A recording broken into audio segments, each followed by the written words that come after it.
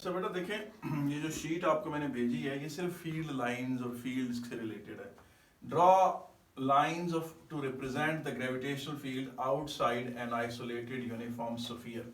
आप ये समझे कि जैसे ये कोई प्लेनेट है, ये कोई क्या है बेटा, गोल प्लेनेट है। इस तरह से ना ये स्फेरिकल एक प्लेनेट है। अब इसको वो कहता है जी कि इसके गिर्द ग्रेविटेशनल फील्ड लाइंस दिखाएं। अच्छा, अब ये यहाँ पर +1 kg होगा तो ये उसको +1 kg या 1 kg, तो ये उसको अपनी तरफ यूं खींचेगा ना, इस तरफ को खींचेगा। तो फील्ड लाइन बताती है कि इस एनीवेयर इस पे कहीं 1 kg पड़ा हो तो ये उसे अपनी तरफ खींचेगा। यहाँ पर हो तो उसको भी अपनी तरफ खींचेगा, यहाँ पर हो तो उसको भी अपनी तरफ खींचेगा, यहाँ कहीं हो तो उसको भी है इस तरफ। तो इस तरह फील्ड लाइंस दिखानी थी आपने, यूं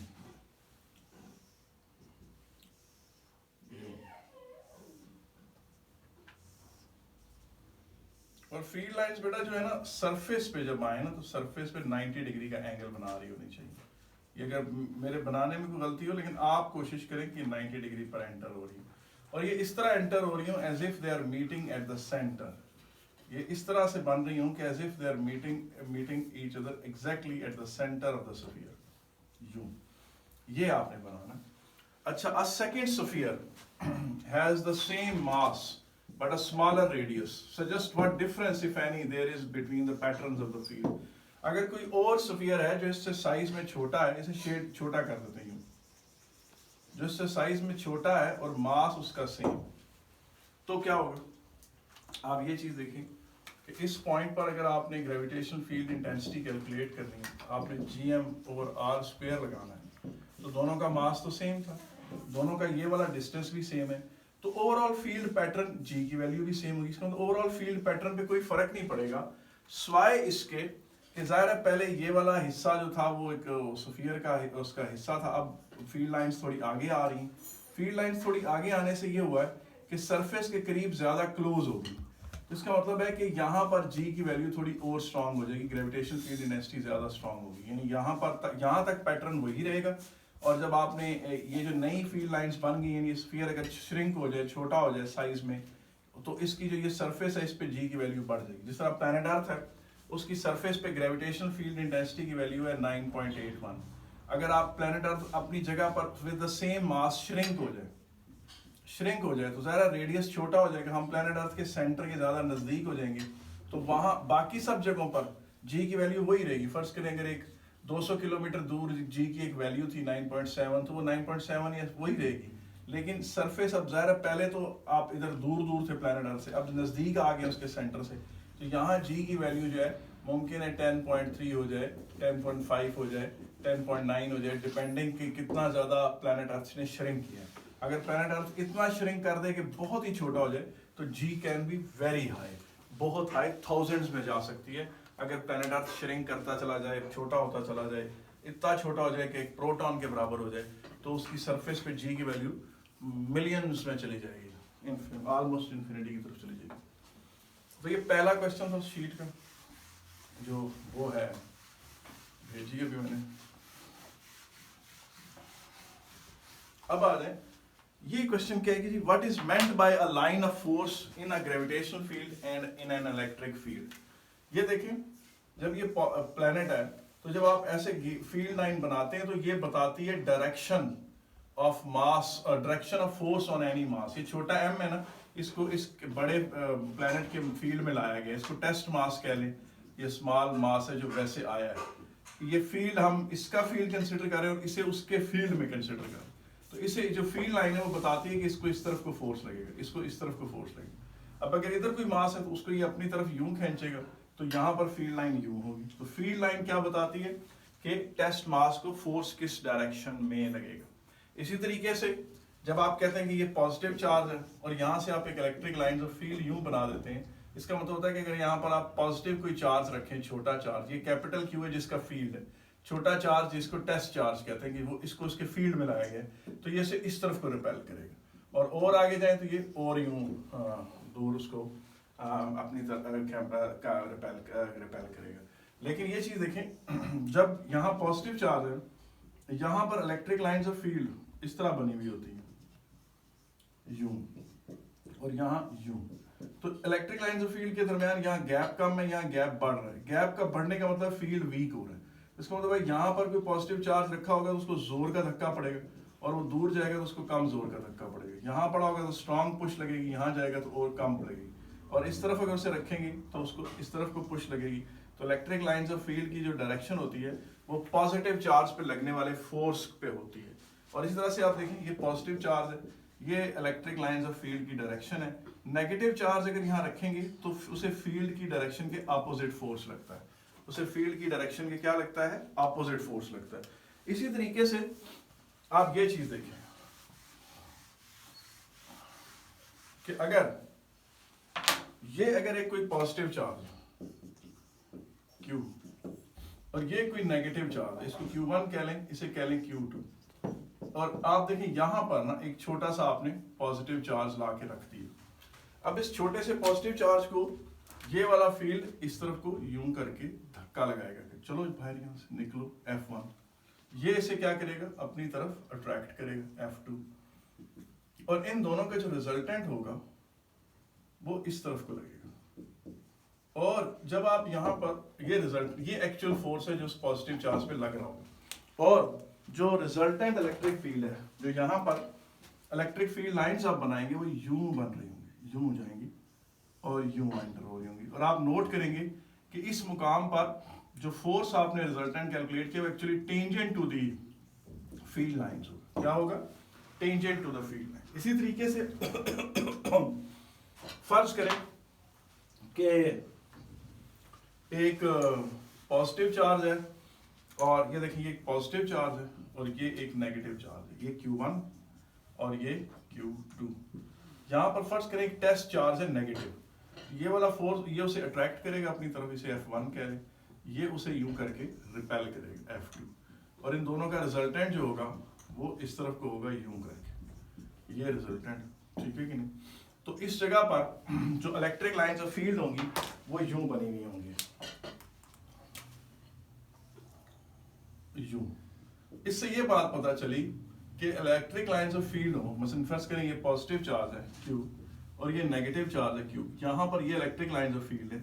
इस जगह पर कोई पॉजिटिव चार्ज रखा जाए तो उस पर जो फोर्स लगेगा वो टेंजेंट टू द फील्ड होगा, लेकिन tangent to the field line होगा, लेकिन वो उसी डायरेक्शन में होगा जिस डायरेक्शन में फील्ड लाइन है। मगर नेगेटिव चार्ज के साथ क्या होगा, ये पॉजिटिव है ये नेगेटिव है, ये इनके दरमियान एक इलेक्ट्रिक फील्ड लाइन यूं जा रही है। वैसे आपको पता है ना जनरल पैटर्न तो सारा इस तरह का होता है, मैं सिर्फ उसमें से एक सेलेक्ट करके बना रहा हूँ। ओ लेवल में आपने ये काफ़ी दफ़ा बनाया हुआ है, मेरे बनाने की ज़रूरत नहीं थी, लेकिन चले मैं आपको बना के दिखा देता हूँ। अच्छा फील्ड लाइन ये अगर देखिए यहाँ पर मैंने टच करके दिखा दी, ये मेरी गलती है। जब भी आप फील्ड लाइंस ड्रॉ करें तो कभी भी ये एक दूसरे को टच नहीं करनी चाहिए। देखिए यहाँ पर भी मैंने टच करते हुए दिखा दिया, ये गलत है। और ये फील्ड लाइंस इससे इस तरह से इमर्ज हो रही होनी चाहिए कि पीछे इनको पीछे मिलाएं तो ऐसे जैसे किसी सेंटर से निकल रही हैं। अब मेरी नहीं निकल रही थी, मैंने गलती से गलत बनाई है। मुझे कम से कम इसको इस तरह से दिखाना चाहिए कि ये बाहर एक ऐसे जैसे ये देखें, फर्स्ट करेंगे पॉजिटिव चार्ज है, मुझे इससे फील्ड लाइन निकलते हुए दिखानी है अगर, तो इस तरह दिखानी चाहिए कि गोया कि वो इसमें से यूं ऐसे आ रहे थे, यूं, और गोया कि वो यहाँ से यूं आ रहे थे, इसका मतलब ये यूं करके। अच्छा खैर वो तो बात होगी। इसके बाद ये देखें, मैं जो बात कहना चाह रहा था कि ये अगर इस तरह से नेगेटिव है, ये यूं इलेक्ट्रिक फील्ड लाइन जा रही है, यहाँ नेगेटिव को रख दें तो उसको जो फोर्स लगेगा वो टेंजेंट टू दिस होगा फील्ड लाइन, लेकिन उसकी डायरेक्शन अपोजिट होगी, फील्ड लाइन की डायरेक्शन के अपोजिट उसकी डायरेक्शन होगी। ये बात पॉइंट नंबर 2 में कही गई है। मजीद अगर आप इसकी वजाहत करें what is meant by a line of force in the gravitational field, तो उसको भी देख लें कि उसमें क्या कहा गया। फर्ज करें कि वैसे तो ये एक प्लैनेट है, तो ये ग्रेविटेशनल फील्ड लाइन यूं आ रही, तो यहाँ पर अगर किसी मास को रखते हैं तो उसे इस तरफ को फोर्स लग रही है। लेकिन फर्ज करें कि ये कोई प्लैनेट है और ये उसका कोई मून है, उसके मून की वजह से फर्ज करें कि एक ग्रेविटेशनल फील्ड लाइन ने यूं आना था इसकी तरफ, लेकिन इसके मून की वजह से उसके पुल की वजह से ग्रेविटेशन फील्ड लाइन यूं हो जाएगी, इस तरह से हो जाएगी। जैसे कोई मेटेओर था, वो उसने ऐसे आकर इस प्लैनेट की तरफ गिरना था, लेकिन इसके मून की वजह से वो थोड़ा यूं टिल्ट करके आ रहा है।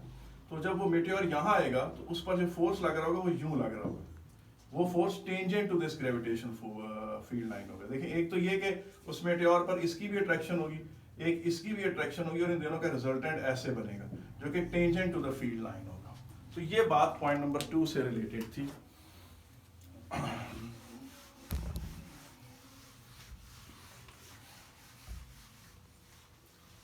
अच्छा, what is meant by, point number 3 है, question number 3, what is meant by a gravitational field?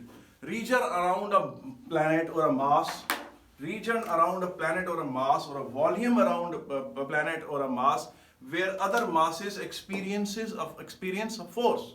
यानी जहाँ region around, region where masses, where a body having mass experiences force, या region around a planet, star, volume around a star and a planet where other masses, meteor, other planets or any other body having mass experiences a force, उसको gravitational field कहते हैं.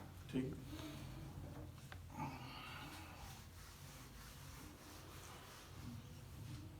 अच्छा जी, अब आ जाते हैं जनाब question number 4 में. State one similarity and one difference. State one similarity and one difference between electric field lines and gravitational field lines around an isolated positively charged metal sphere. फर्ज करेंगे मेटल स्फीयर, ठीक है.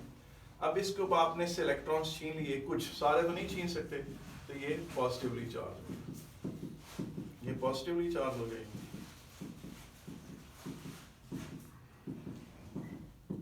ठीक. मगर ये metal जो है, ये मेटल एक मास भी तो है ना, इस मास है, तो इसके पास भी फर्ज करें मक्खी उड़ती हुई आए तो ये इसे ग्रेविटेशनली अट्रैक्ट कर सकता है अपनी तरफ. तो ये ग्रेविटेशनल फील्ड लाइंस, ये क्या है, ग्रेविटेशनल फील्ड लाइंस. तो ग्रेविटेशनल फील्ड लाइंस क्या है, उसकी तरफ आ रही, यानी वो एक उसका एक मास है तो उसकी एक ग्रेविटी भी है. उसकी ग्रेविटी शायद हमें तो ना महसूस हो उस मेटल स्फीयर की, लेकिन एक फर्ज करें बहुत छोटे से कीड़े को महसूस होगी, बहुत छोटी साइज की कोई मक्खी उसके पास से गुजरे तो उसको महसूस होगी, या किसी जरासीम को महसूस होगी जिसका मास बहुत ही छोटा है.